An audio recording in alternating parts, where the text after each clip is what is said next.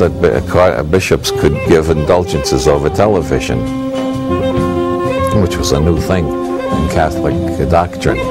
And I got the idea, well, if they can do indulgences on television, I can do pontifications. And so instead of giving out cards, every time I got on radio or television, I made the whole audience popes. Eventually we'll make every man, woman, and child on this planet a pope. Most religious people take themselves too damn seriously, which is why they act like such damn fools. I'm using the word damn deliberately for the paradoxical effect. Like I'm also a Buddhist, a Taoist, and a Confucian, as well as a Discordian, a subgenius, and a witch. I will officially announce that everybody in this room is now a Discordian Pope, just like me.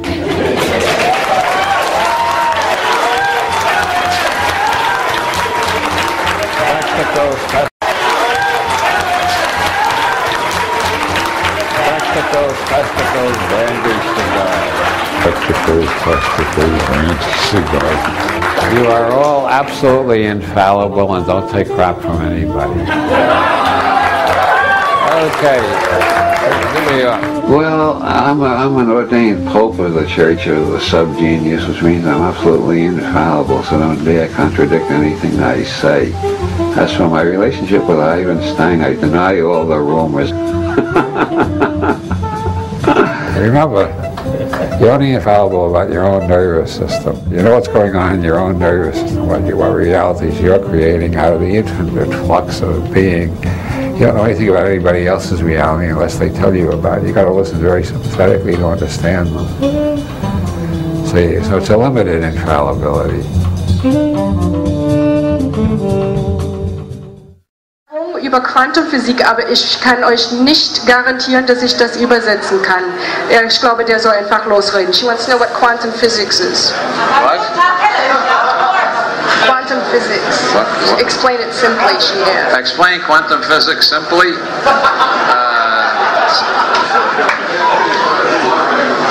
When I moved from Los Angeles, I moved into what I thought was Santa Cruz.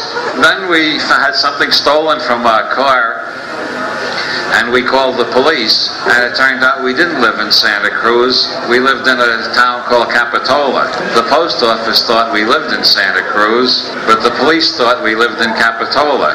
I started investigating this, and a reporter on the local newspaper told me we didn't live in either Santa Cruz or Capitola. We lived in an unincorporated area called Live Oak.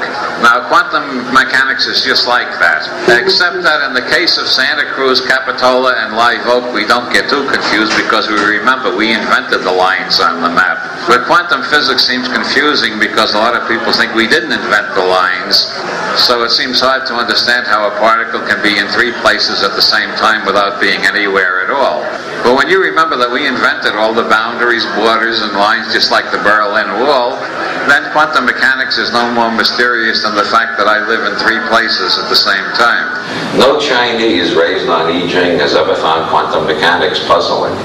It's only puzzling to people raised on Aristotelian logic, where things are either A or not A.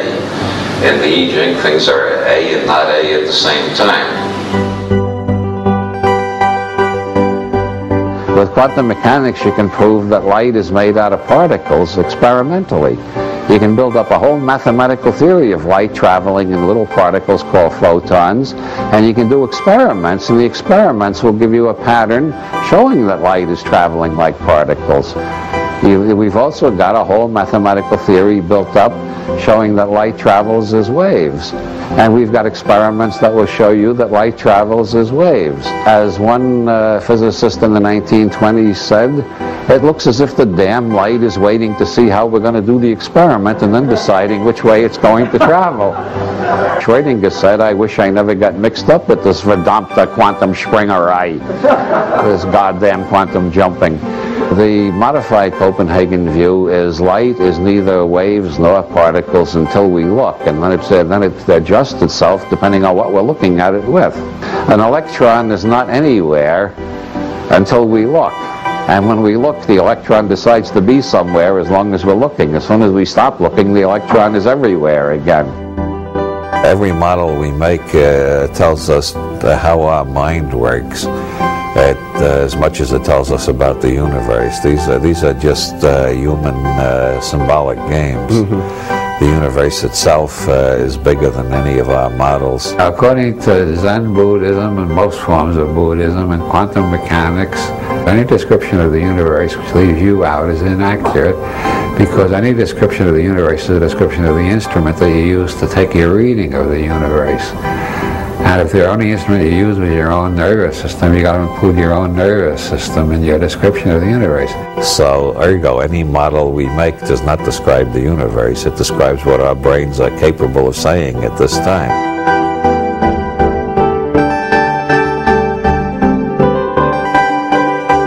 Long before quantum mechanics, the German philosopher Husserl said that all perception is gamble.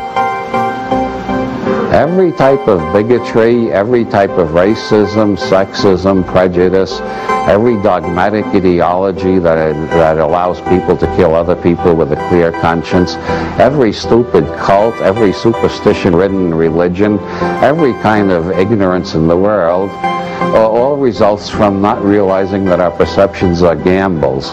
We believe what we see, and then we believe our interpretation of it. We don't even know we're making an interpretation most of the time. We think this is reality. In philosophy, that's called naive realism. What I perceive as reality. And philosophers have refuted naive realism every century for the last 2,500 years, starting with Buddha and Plato. And yet most people still act on the basis of naive realism.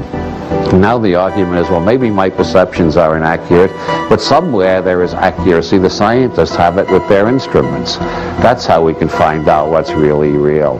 But relativity and quantum mechanics have demonstrated clearly that what you find out with instruments is true relative only to the instrument you're using and where that instrument is located in space-time.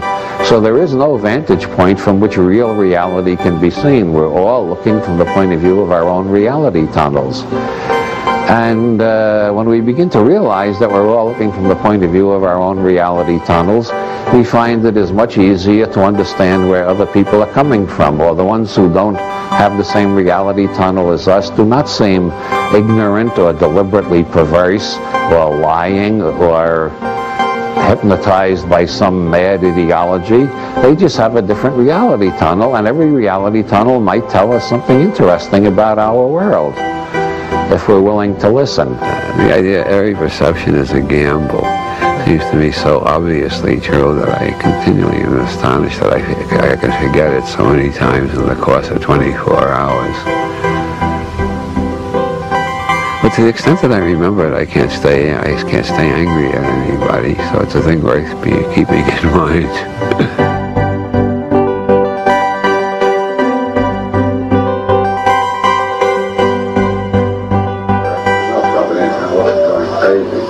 Not just Robert Anton Wilson experimenting, but also the realities coming out of that whole process. So when you were younger, now that's you now. Probably about 90% of the time, and that's what you're on with the plan.